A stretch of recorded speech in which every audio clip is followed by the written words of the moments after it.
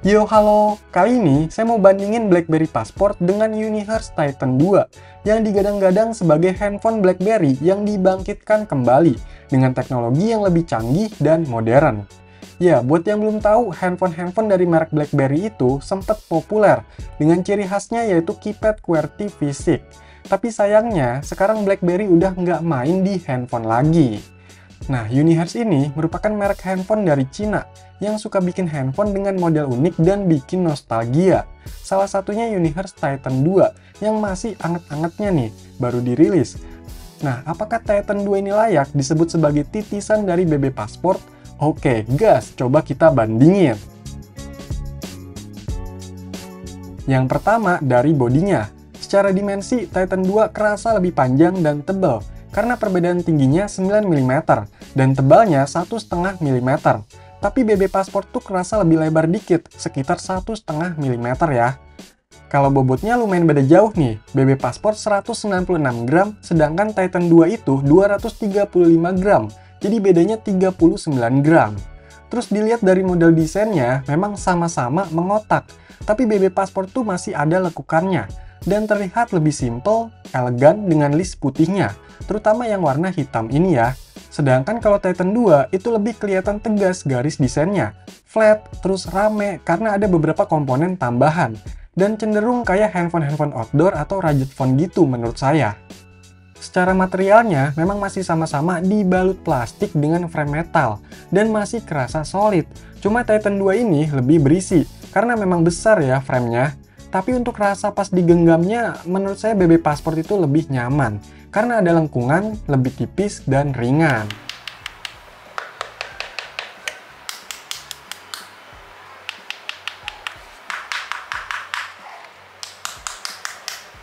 Untuk bagian keypadnya ini secara model layoutnya memang mirip, tapi Titan 2 tombolnya lebih besar dan banyak, karena ada satu baris tambahan yang isinya function dan navigasi. Terus di setiap tombol ada keterangan untuk fungsi alt-nya, entah itu buat jadi angka atau simbol. Sedangkan tombol di BB Passport kelihatannya lebih simple, cuma ada hurufnya aja. Dan untuk fungsi yang lain, simbol atau angkanya, itu pakai tombol virtual yang ada di layar. Tapi di BB Passport tuh tombolnya pas ditekan kerasa lebih empuk, halus, dan lebih solid. Terus rasa klikinya pun lebih merata ya, nggak kayak ada yang kenceng atau ada yang pelan gitu bunyinya.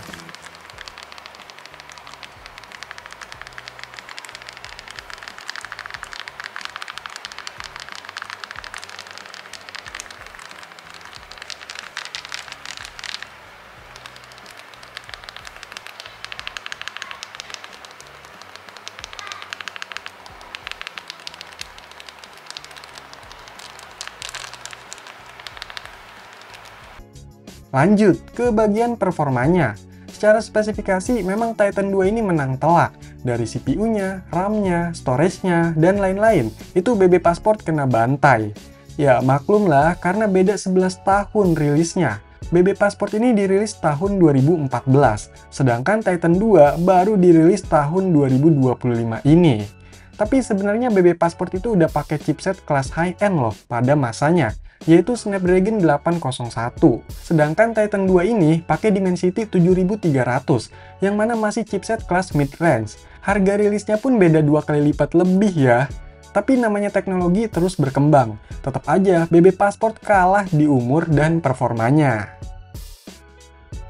Selain itu, penggunaan OS keduanya ini beda ya. BB Passport pakai BB 10 OS yang udah meninggoy alias udah diberhentiin support dan pengembangannya. Sedangkan Titan 2 pakai OS Android 15, bahkan bisa dapat update sampai ke Android 17. Jadi masih bisa dipakai dalam jangka waktu yang lama, karena dukungan aplikasi masih banyak, dan tentunya dengan beberapa fitur yang lebih up to date. Nah, dari perbedaan sistemnya itu berdampak dalam pemakaian. Titan 2 ini bisa dipakai untuk banyak kebutuhan zaman sekarang, layaknya handphone-handphone Android terbaru yang lain, macam aplikasi chatting, sosmed, toko online, YouTube, dan lain-lain itu bisa. Bahkan buat main game pun ya bisa digas. Sedangkan BB Passport udah terbatas banget, aplikasi bawaannya aja udah nggak bisa diakses, apalagi yang lain. Memang di BB 10 OS ini, keunggulannya bisa install aplikasi Android juga lewat file APK. tapi tetap terbatas karena versi Android-nya mentok di 4.3 Jelly Bean. Jadi sama aja lah ya. Nah, sebelum ditanya BB Passport ini masih bisa pakai WhatsApp atau enggak, jawabannya jelas nggak bisa, udah nggak support. BB Passport ini jadi berasa feature phone ya, buat telepon, SMS, dan multimedia aja. Oh iya, untuk jaringannya, BB Passport ini maksimal di 4G single SIM, sedangkan Titan 2 udah bisa 5G dual SIM. Cuma tahu sendiri, di Indonesia jaringan 5G belum merata, dan ujung-ujungnya sama, pakainya 4G. Dari segi sensor juga keduanya hampir sama ya, udah support NFC, cuma di Titan 2 ada infrared blasternya. Nah, walaupun sistemnya ini beda jauh tahun rilisnya, BB10OS ini kerasa masih lumayan oke juga kok. Apalagi untuk gesturnya ya, udah canggih di zamannya. By the way, keduanya bisa pakai gesture juga, bahkan di bagian tombolnya nih. Tapi BB Passport masih kalah untuk fitur shortcut di tombol-tombolnya. Soalnya Titan 2 ini punya banyak tombol tambahan, dan pengaturan yang lebih banyak pilihannya. Terus dari segi portnya, ya Titan 2 lebih modern karena udah pakai USB Type-C, sedangkan BB Passport masih micro USB. Nah, BB Passport punya lampu notifikasi nih, yang lumayan melekat ya di handphone-handphonenya BlackBerry. Sedangkan si Titan 2 ini malah nggak punya, jadi kurang ya sebagai titisannya BlackBerry. Mungkin karena si Titan 2 ini punya layar kedua di belakangnya, yang sekaligus bakalan ngasih tahu kalau ada notifikasi, dengan lebih lengkap pastinya. Selain itu, layar ini juga banyak fitur-fiturnya, bahkan bisa nampilin aplikasi layar utamanya di sini. Canggih ya. Nah, ngomongin layar, keduanya ini pakai ukuran layar yang sama, dan resolusinya juga sama. Tapi untuk panelnya, BB Passport udah pakai IPS, sedangkan Titan 2 keterangannya cuma LCD. Sebenarnya masih sama-sama bagus, tapi saya ngerasanya layar BB Passport ini agak lebih adem, dan natural aja gitu warnanya. Terus rasa sentuhan di layarnya itu berasa enak ya. Kalau di Titan 2 kayak terlalu sensitif gitu rasanya. By the way, untuk keluaran suara speakernya ini memang Titan 2 itu lebih kenceng suaranya. Tapi secara kualitas BB Passport kerasa lebih gurih dan nendang ya.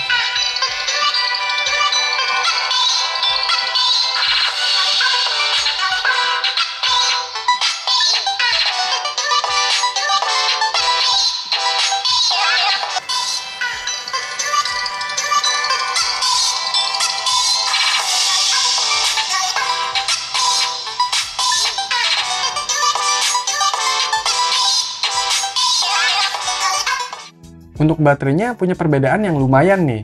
Titan 2 kapasitasnya 5050 mAh, sedangkan BB Passport cuma 3450 mAh. Titan 2 udah pasti lebih tahan lama. Ya walaupun saya nggak bisa langsung compare secara realnya, karena BB Passport yang saya punya ini kondisinya bekas.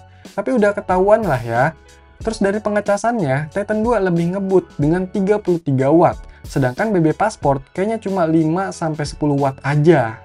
Kalau untuk kameranya memang secara jumlah, angka megapiksel, dan teknologinya, Titan 2 lebih unggul.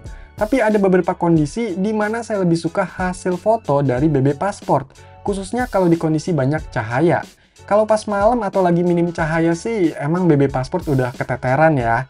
Tapi Titan 2 ini bisa kali ada updatean buat lebih dioptimalkan lagi di kameranya, biar makin jos ya. Oke, jadi ini adalah hasil rekaman video dari BlackBerry Passport yang sebelah kiri. Untuk settingan videonya di 1080 60 fps. Sedangkan yang sebelah kanan ini hasil perekaman video dari Unihertz Titan 2 dengan settingan di 4K.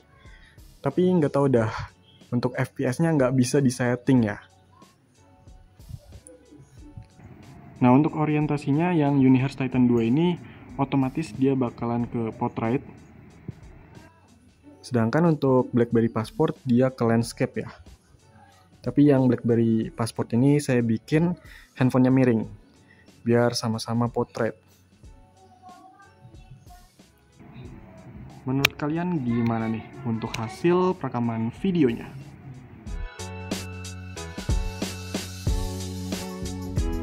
Universe Titan 2 ini memang bisa dibilang BlackBerry Passport yang dibangkitkan dengan berbagai upgrade teknologi yang disesuaikan untuk zaman sekarang.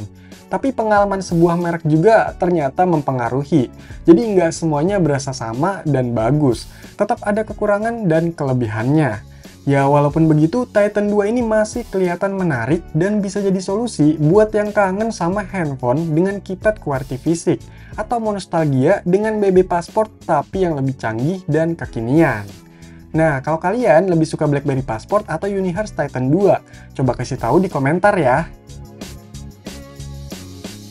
Oke, jadi itulah beberapa perbandingan antara BlackBerry Passport dan titisannya, yaitu Universe Titan 2. Silahkan dikomentarin, like, share, dan subscribe channel ini. Terima kasih.